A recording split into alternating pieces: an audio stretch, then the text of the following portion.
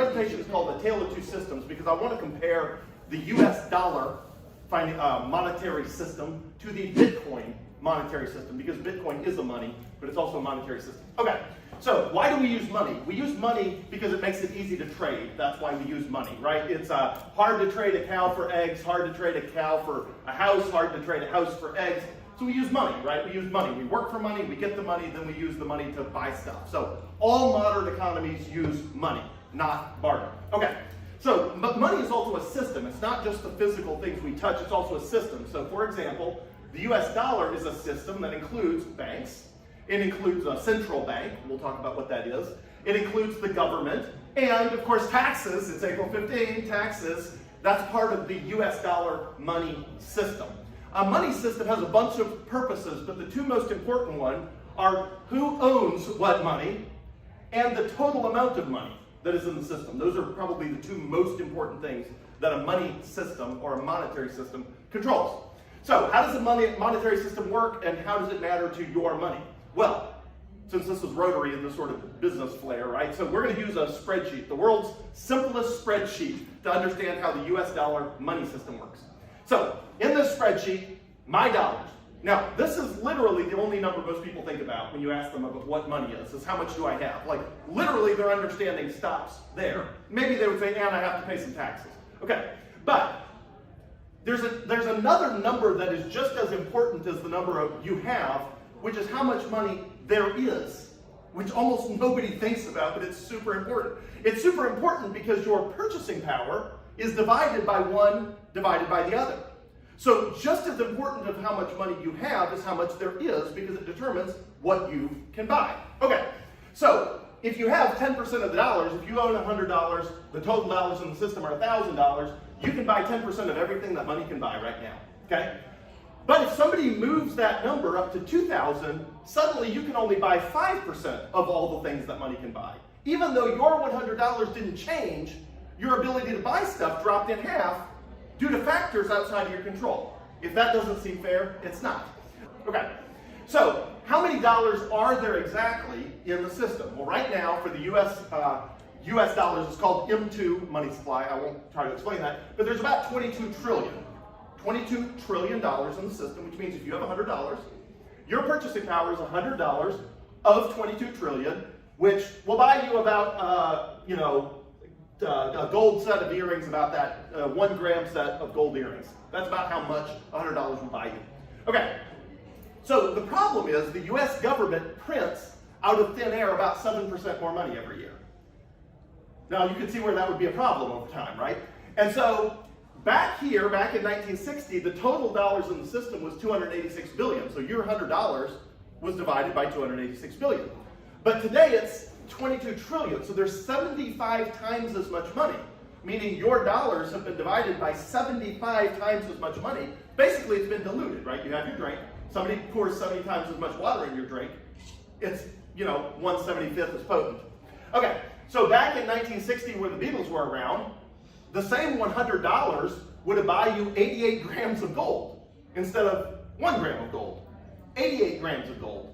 Okay, so when that number rises, that number falls, and your purchasing power goes down. Now, you may be thinking, yes, but the wages have gone up. The problem is the wages have only gone up about half as much as the money printing. So it means if you're living on a Campbell's soup and a burger every day, you can buy half as much today as you could back then for the same hour of work. So why don't we feel wealthier when we have more money? Because wealth does not consist in money, it consists in what money can purchase. We've known that since 1776 with the Wealth of the Nations, Adam Smith. Okay, so what's going on here? Who manages the system? And it sounds like the system is broken and it might not be fair. The question is, who manages the system? So before we get to the central bank, thank you. So each bank records who has what money, right? Regions, Trustmark, who has what money. And the central bank makes sure that two people don't own the same money. So it's really the central bank that controls that. Okay, so it's actually a big spreadsheet. It's called a database, right? But it's really a big spreadsheet at the central bank that controls how much money is in the system. Okay, and the dollars in the system, the way they change it is there's a Federal Reserve Board of Governors. There's a group of people that get together about every month or two. And the chair is Jerome Powell. And they basically double click on that number and decide how much dollars there's going to be in the system. And they have a bunch of complicated ways of describing what they're doing, but effectively what they're doing is they're printing money out of thin air. They're just doing it in very creative ways. Okay, so that's why that number has been on a tear. The reason US dollars are being so diluted is because a small group of people controls whether there should be more of them. And magically, as throughout the entirety of human history, every time someone could make money out of thin air, it was only a matter of time until they found an excuse and an emergency that required them magically to go down in their basement and make money out of thin air. Now, if you and I do it, it's called counterfeiting. If the government does it, it's called a bunch of fancy words that mean it's supposed to be okay, but it's not. Okay, so if the dollar system goes up easily, then your purchasing power is going down quickly. So politicians have to limit how much money they're going to print.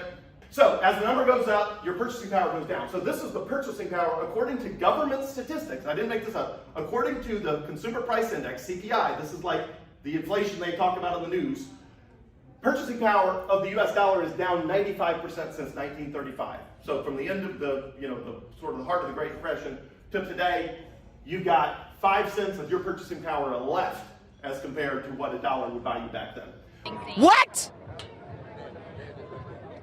Okay, so the idea throughout history has been, we gotta fix this problem. So people have the bright idea, why don't we tie that number to gold?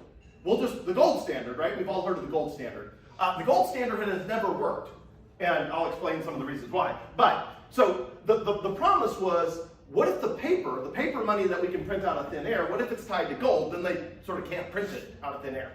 But every time this has been tried, the same thing has happened. Okay, so here's what it starts with. This is a $10 bill. If you zoom in on that $10 bill, it says, this certifies that there has been deposited in the Treasury $10 in gold coin payable to the bearer on demand. Okay, that means you're supposed to be able to swap the paper for the gold anytime you want.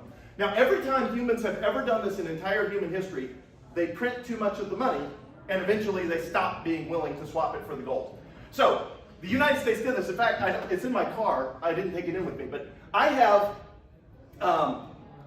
a bill that says this certifies that there have been deposited in the Treasury $10 payable to the bearer on demand.